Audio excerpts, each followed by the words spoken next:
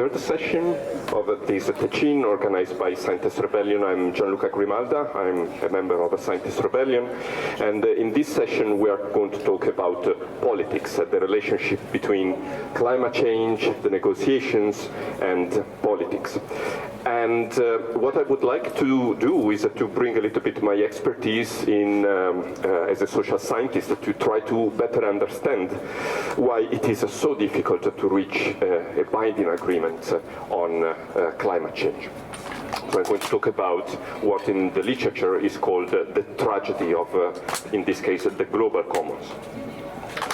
So I'm going to talk again a little bit about tipping points. Then I would like to say something about the nature of collective action. And then I would like to propose an analysis in terms of game theory. So game theory is a tool of analysis that has been used a lot in the social sciences to understand the strategic aspects of the interaction. And then using the tools of game theory, I will try to show why really reaching an agreement on climate change is so difficult. And but I would also like to try to see some way out. So how can we do in order to face this crisis? And then I will propose an experimental analysis. This is what I normally do for my research. I do what is called experimental economics, but this will come later in the day. So we have already seen the presentation by Stefan. He talked about tipping elements. So there are many tipping points in the ecosystems, and these are the type of picture that I use in order to talk with my students about what a tipping point is. So imagine a boat. So every boat has a certain limit in terms of weight that it can carry, and then if you add 1 gram to this to this weight, to this limit, the boat will sink. And there is nothing you can do, the boat will keep on sinking. Okay? And unfortunately, many ecosystems have precisely this characteristic. So they look stable, okay? So the boat will keep on floating, and then they reach that threshold, and then basically the system will collapse. And this seems a really scary perspective, and we know already, this is what Stefan told us before, we know that there are many tipping points that are at the risk of collapsing. Maybe they have already collapsed, like the ice sheets at the poles. We have uncertainty of this, of course. We can also talk about a global tipping point, because all these ecosystems might, in a way, suffer a domino effect. So if one ecosystem starts to fall, then the next will start to fall, and then, as I said, with a domino effect, then all the others will start to fall. So some climate scientists talk about a global tipping point, that is really the temperature level, that if we exceed that one, really the whole system, the whole world as we know, will collapse. And yeah, this is really what, in a way, social scientists have tried to model in their studies. And these are data coming from our working data. So they are, I think, the most recent measurement of the total emissions produced by various countries around the world. And so if we look at what happened in 2019, I think this is where the year where the data comes from, you see that China was the largest emitter, followed by the US. So China had about 27% of emissions, the US 15%, followed by EU with 9.8%. But you can see it's very, very dispersed. And of course, the picture is different if we look not at the emissions in 1 year, but at the historical levels of emissions. So this graph comes again from our working data, and this shows the emissions from basically the start of the Industrial Revolution up to today. And as you can imagine, the USA in this case is the major offender with 25% of global cumulative emissions, followed by the European Union with 22%. And you can see that USA and Europe cover just about 50%. And then you see that every country contributes something. So China has contributed 12.7%, Russia 6%, 4%. By Japan, it's very, very dispersed. Okay, so one of the points that I would really like to, for you to take home is that the problem, I mean, maybe it's obvious to you, but I think it's not so obvious to many people. So what really makes so difficult finding an agreement is that this is really a collective action of a very difficult type. Okay, so many times we tend to think, we have this, in a way, simple model in which we have a danger, so like a car trying to hit us in the middle of the road, and of course we move away. But the problem here is made more difficult by the fact that it's not just me who has to move away. It's me chained with 7.9 billion people around the world. So we really need to act together. But of course, there is also differentiated responsibilities, and we'll talk about that later when we talk about the inequality of the emissions. That will be later in the day. So there are different types of collective actions. Some of them are relatively easy to solve. Okay, so we call them coordination games with the converging interests. So this is, in a way, the simple game of driving on one side of the road or the other side of the road. Okay, so this is fairly easy. Of course, if you go to a new country, you have no idea where the other drivers are driving. So the first time you get out of the garage, you might be in doubt. But then, okay, it takes a little, but then you have an obvious interest to coordinate with the others. So this is a clear example of converging interests. But then we could have coordination games with diverging interests. So like, for instance, which international language should we talk? Okay, so I'm speaking in English, and there seems to be a lot of convergence on speaking English for a variety of reasons. But here you can start seeing that the interests are diverging, because for people born in Great Britain, it is, of course, they don't have to make any effort to learn a foreign language. Okay, so in a way, people who learn to speak English as a foreign language, they have to make an effort. And so you can see that this is a coordination game, so we have all an interest to speak the same international language. But for some people, basically some people have to make a higher effort than other people. Then we also have, we have many types of collective action. So one that is quite interesting is the weakest link game. So here you see a boat of rowers, and basically it doesn't matter how hard, how good the best rower in the boat is. The performance of the boat will be determined by the performance of the worst rower. Okay, so we call it the weakest link games, precisely because the performance of the group is driven by, in a way, the weakest link. And if you think of it, the vaccination, so the fight against COVID was a weakest link game, because as Secretary General Antonio Guterres has said many times, so we are really depend on the weakest among us in fighting COVID. Okay, so as long as we haven't really managed to get COVID out of the way, to eradicate COVID, the danger will still be there. Okay, so of course, reality is a little bit more complicated than a game, but this is the idea. And finally, we have the worst type of collective action that is possible, and that is the tragedy of the commons. So tragedy of the commons was a term that was introduced in the literature by a British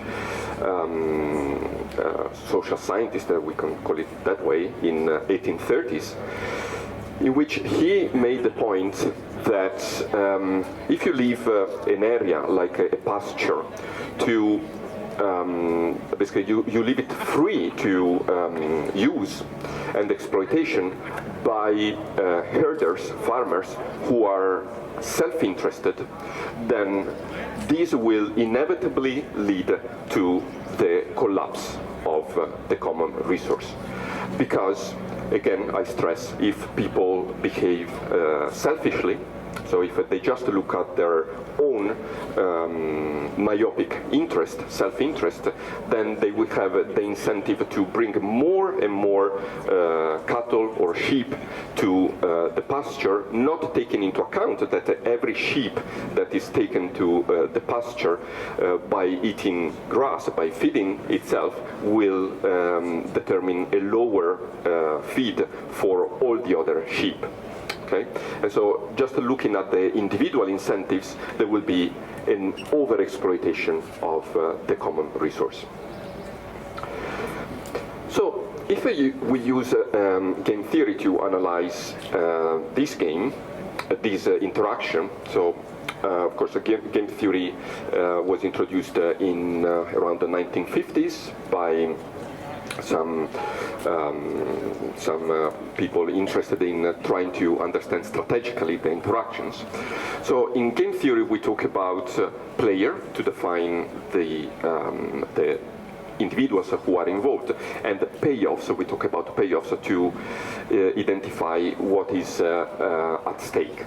Okay, so you can think of payoff as something like money, but you can think also of psychological costs or psychological impacts of whatever you do. But for the moment, we take really the most basic approach of game theory, and we try to model the climate change game, if you like, through the lens of game theory. And here, just to make things very, very simple, of course, we've seen that this game involves all countries around the world, but let's assume that there are 2 countries in the world that are playing this game. And I took China and the US because they are the 2 major emitters, but of course I could take US and Europe, it could be exactly the same. So some people have noticed that if we knew with certainty the global tipping point, the level of the global tipping point, then this situation, the climate change game, would be a coordination game. Why is it the case? So, as usual in game theory, we represent the payoffs, so the amount of costs and the benefits that each individual player has in this context, in this matrix. So the first number is the payoff for China, and the second number is the payoff for the US. So if we knew that, for instance, the system, the world will collapse at 1.5, then let's assume that we know the costs associated with that. And I think we have a fairly good idea of how much we should spend in order to keep temperatures below a level like 1.5. Okay? So it is possible indeed to make these computations.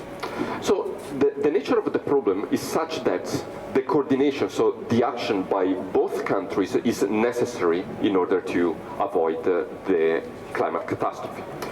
So let's assume that China decides not to invest. Okay, so both countries can either invest in abatement of emissions or not invest.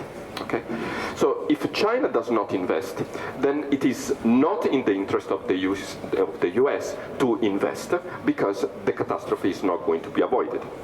Okay, but if China decides to invest, then it is in the best interest of the US to also decide to invest, because in that case they avoid the catastrophe. Okay?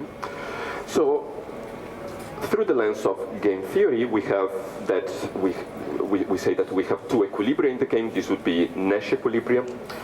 One is clearly superior to the other. So in one equilibrium, both countries receive a payoff, so stay better off in comparison to the other equilibrium. So we can say that there is a converging interest for both countries to invest in abating emissions. And this would be very good, in a way, theoretically. So coordination, in a way, is rational, so it is in my best interest to invest in abatement if the other countries are doing the same. But still, this requires trust in the counterpart. Okay? If you don't trust the other country, you won't do it. And of course, when the number of players involved is higher, coordination becomes more difficult. And we have some examples, so this is based on analysis by Scott Barrett. There are some examples of interactions that we solved through through international agreements that are indeed a coordination game. So if you do the math, and if you measure the costs and benefits of the countries involved, they are indeed the coordination games. The Montreal Protocol is an example, so to fight, that has been, we can say, successful in reducing the breakdown of the ozone layer in the atmosphere, and then there are other agreements of this type. So what we do in, at least in my field, is to try to recreate these situations in kind of experiments in the laboratory, if you like. So in experimental economics, we try to simulate these social interactions in a controlled environment in which decisions involve the use of money that is provided by the researchers, and the participants earn the money corresponding to decisions that they made and that the other people in the session made. And normally decisions are anonymous, so that people are not influenced by, I don't know, the fact that they know some people, they are friendly or whatever. So it's of course a stylized situation, but we hope, we believe that we can learn something from these type of situations. Well, this is an experiment. These are the results from an experiment in which this interaction that I described before has been simulated. So people had about 20 euros, and they had to decide to invest these 20 euros into a common fund or keep the money for themselves. So if they invested the money into the common fund, then at the end of the game, the probability of everybody in the group losing all their money would decrease. Okay. So in a way, this is, of course, a very small-scale simulation of a collective loss, of the perspective of a collective loss, and of course with collective change, with the climate change, we know that the perspective of a collective loss is more and more incumbent, more and more relevant. Well, even in this game that is relatively, in a way, easy to solve, because there are converging interests, we observe that only 50% of the group managed to achieve the coordination, the successful coordination. 50% of the groups did not achieve it. Why? Basically because of greed, because this is a game in which there is actually, if we play with many different players, it's no longer true that the interests are converging. There are some diverging interests. So for each player, it is always better if somebody else contributes to the common pot, to the common fund. And so some selfish people prefer not to do it, and then other people who would be in principle available, who would be altruistic and available to contribute, maybe they stop cooperating because they don't like that some people, are free riders, as we call them. Okay? So we see that even in this game, in which the collective action is relatively favorable to cooperation, in practice, at least in our experiments, coordination or cooperation fails. And this is basically down to human psychology, if you like. Then, here what they did in this experiment, they reduced the probability of having collective losses at the end, and by reducing this probability, so the incentives to cooperate were even lower, and we have that basically no group managed to coordinate successfully. The big problem that complicates further this issue has to do with the fact that tipping points, or the global tipping point, is uncertain. We don't know exactly where it is.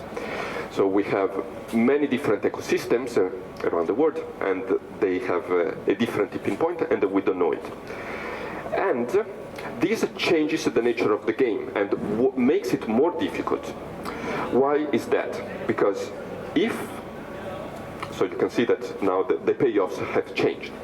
Because if I'm not sure that the catastrophic tipping point is associated with, say, 1.5, then even assuming that the other country decides to invest in abatement, it could be that it is not in my interest to invest, because the probability that my investment reduces the probability, that reduces the climate tipping point below the catastrophic one, could be close to zero, because I don't know where the tipping point is. And so this means that even if I know that another country is doing its job in abating emissions, it might be not in my interest to invest. And so this is really bad. This is a kind of a nightmare for social scientists, because in this type of interaction, which is really a tragedy of the common, we only have one equilibrium that selfish and the rational players should play, and that is not to invest. So this is, of course, if people have this psychology. But I think one of the mistakes that have been done at the political level is to believe that climate change was a coordination game. And so after the success of the Montreal Protocol, many scientists and many politicians said, okay, we can apply the same logic as the Montreal Protocol, and we use it for the Kyoto Protocol. But they failed to see that these two games have a completely different structure. And as a result, the Kyoto Protocol basically failed. So, again, an experiment. So this point was made for the first time by Scott Barrett and Astrid Dannenberg. And they made a beautiful theoretical work in which they demonstrated that depending on the parameters of the game could still be a coordination game, but for a reasonable and a large region, it is actually, they call it prisoner's dilemma. Prisoner's dilemma would be a tragedy of the common game. And then we also have situations in which it's just too costly, and the catastrophe should never be avoided if it is too costly. And they made this game with this, now with the uncertain threshold, simulated in experiments, and unfortunately the result was that the people in the experiment conformed with the theory. So we had that when the threshold was certain, then relatively lot of groups managed to coordinate and avoid the climate catastrophe. But when the threshold was uncertain, no group coordinated. So no group managed to avoid the collective loss. And so I think this is a proof that what we are facing is really something very intrinsically very difficult. So is there a way out? Well, the way out is that fortunately not all human beings are payoff maximizers. Not all of us are selfish. So again, coming from experiments, this is an analysis that have been conducted repeatedly. So we've been running these games in experimental laboratories for decades now. And of course, as every generalization is a generalization, so just take it with caution. But roughly speaking, we have 30% of the individuals who we can classify as selfish. So they just don't care about the common good. They will just take care of themselves. Then we have about 10%, maybe 15%, 10-15% of, let's call them the Good Samaritans. So these are pure altruists who always make the interest of the group. Okay, so they're really, you know, the guys who are you would like to have as neighbors. Okay, they're always there to help you. But the majority of the people are what we classify as conditional cooperators. So these are people who are, in principle, available to cooperate if they expect enough cooperation by other people. Okay, and so it's conditional. So what is really crucial is this if. So in order really for collective action problems like tragedy of the commons to be solved, we really need to rely on conditional cooperators. So we really need to create a critical mass of people acting for the common good. And as I'll suggest, probably not in this session, but later on, we also need to create institutions to facilitate. And I often quote this sentence from in my view, great economist slash biologist slash everything, because he really does everything, Samuel Bose. So he says the main challenge for social or economic policy is to find a way to discipline the selfish individuals without discouraging altruistic individuals. So this is another aspect that I don't have now time to go into, but there is what in social sciences is called the crowding out effect. So, and the thing is that if you introduce something like, I don't know, monetary incentives, material incentives, rewards, then a lot of people who would be altruistic change their mind. Okay, so there was quite a famous experiment in the 70s. Then I mean the conclusions have been a little bit retracted in a way. But what this experiment showed, what this study showed, was that if you give money to blood donors, blood donations might decrease. Actually, overall, blood donations does increase. But some people would feel, that they wouldn't like to be paid for an altruistic actions, and so they would not donate anymore. So this is the crowding out effect. And so this is the challenge for social economic policy, that we have only one type of policy, but we have to, in a way, accommodate for the different psychology, the different motivations by many people.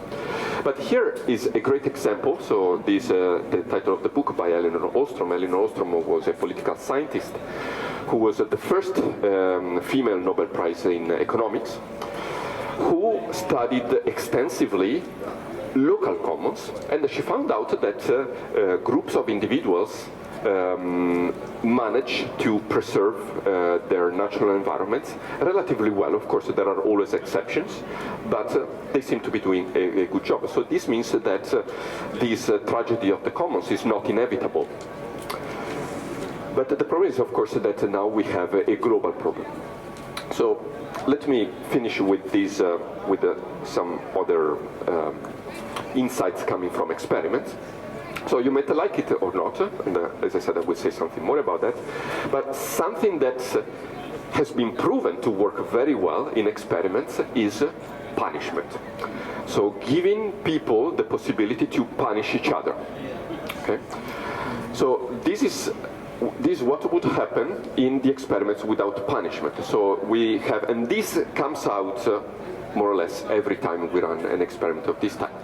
So people start off this type of cooperation game at a fairly high level of cooperation. So about 50% of the available endowment is donated, is given to the common fund, but then cooperation decreases. Okay, and the reason why is that many conditional cooperators, in a way, feel betrayed by others who don't cooperate, and so in a way they want to punish others, and what do? They withdraw their own cooperation, okay? Because people have this, I call it, you can call it envy, but you can also call it fairness, you know, because you can feel that it's unfair if I keep on contributing to the management of a common resource and somebody else doesn't, okay? But then, if you introduce the possibility of individuals in the group, so here we are not talking about the state government, so it's individuals who are part of the group. If you give them the possibility of punishing each other, then you can see that the cooperation can be stabilized and can be maintained at a fairly high level. And here punishment is costly. So in these type of experiments, if you want to punish somebody else, you have to spend some of your money. So it's something that a selfish individual would never do it. But again, cooperative individuals, altruistic and conditional cooperators, this is something that they like doing. Okay? And so introducing the possibility of punishment, we have that the cooperation can be maintained at a fairly high levels. And so, personally, I like ideas like the climate clubs. So a climate club has been a proposal made by Prize laureate William Nordhaus. There are many things that I don't like of William Nordhaus' analysis, but I think this climate club idea is a good one. And a climate club, now I don't have time to go into details, but a climate club in a way introduces some sanctions between countries, okay? Because basically you say, okay, for whatever country that does not comply with the climate agreement, this country will suffer a cost in terms of increased tariffs when they want to trade with us. Okay, so it's really a way to introduce sanctions within the climate game. And you might know that the European Union has more or less is already at an advanced stage of discussion to introduce a climate club. So again, I don't have time to go into the details. It could be that the implementation maybe will not be as good as it could be, but this is one element of, I would say, hope at the political level that we have. I stop here. In the next session that deals with psychology, I will show you an attempt to analyze experimentally how the idea of a climate club works. Again, within an experiment. Thank you very much for your attention. Really good. Brilliant. And if you have some questions, please wait. I have a question. Please. I think you mentioned that the difference between like the Kyoto and Montreal is the structural difference between the two issues. And this lies in the fact that basically the climate change deals with we don't have exact measurement of the threshold, or is there uncertainty about it, or what is this structural? Yes, so that's one possibility, so that we are not sure about the level of the threshold. Also, the thing is that with the really the costs and the benefits with the ozone layer were much more favorable towards coordination, because basically investing, it was nearly as if just one country investing in reducing the gases that created the ozone disruption would have been nearly enough to solve the problem. So it was very cheap to, in a way, cooperate for the ozone layer. And so it was enough to reach a small number of countries that said, okay, we want to do it. And then many other countries followed, just because they thought basically that they had virtually no costs and a lot of benefits, also in terms of, brain skin tumors, skin tumors that is caused by ozone layer. So that would have created a lot of costs that are clearly identifiable within the country. So that's the main reason. But from a lay person's perspective, one is a clear-cut situation where you know what the issue is, you know what the impact is, and you know how to solve it. And then on the other hand, you have a climate case, which is like a totally holistic thing. I mean, yes. It's like hundreds of factors blaming their lifestyle and perception of the world, and Yes, that's the problem with the climate, that it's really that's why the title of the talk is Global Commons, the tragedy of the global commons. So we are fairly good in managing local commons, also because we know the people, we interact with these people more or less every day. But finding an agreement, also finding a rule, a fairness rule that is available, that is shared by everyone, is more difficult. But I would say more later. Yeah, another question. Thank you for your brilliant presentation. I liked it very much.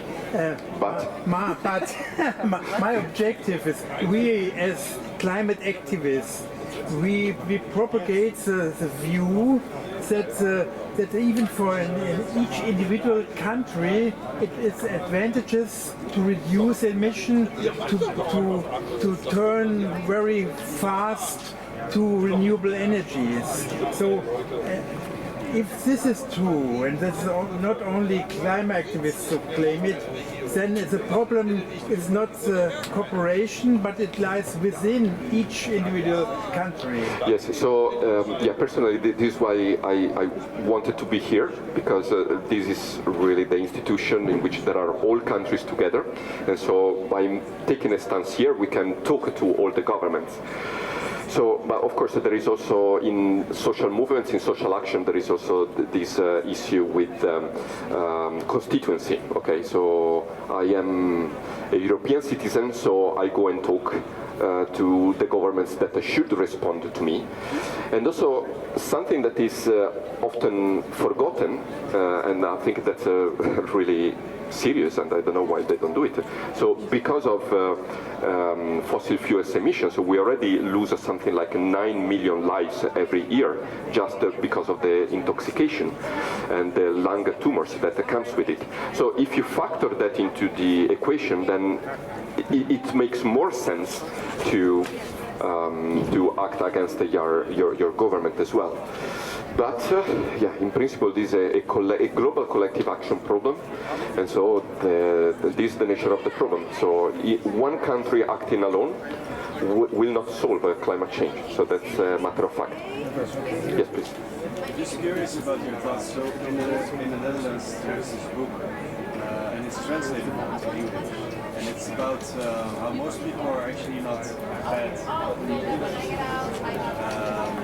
And yes, I will stand a bit closer in your bed. So the book is about how most people are not bad people per se. Who is the author of the book? Rutger Bregman. Yeah, it's a Dutch book, so that makes more sense to say like this in Dutch maybe. But so the point is, it sounds in your presentation, you know, that the people are intrinsically bad and that they make bad decisions. Maybe I misinterpreted, but I wouldn't say so. I said that the minority of the people are really selfish. So we classify it as 30% of the people. 30% of the people is a lot, so it means that you cannot dismiss them. But the majority of the people are available to cooperate. So in a way, if you like, in terms of good and bad, I would say that the majority of the people are good. But we still need to discipline the bad guys. And this is what is difficult, and probably we lack the institutions to do that.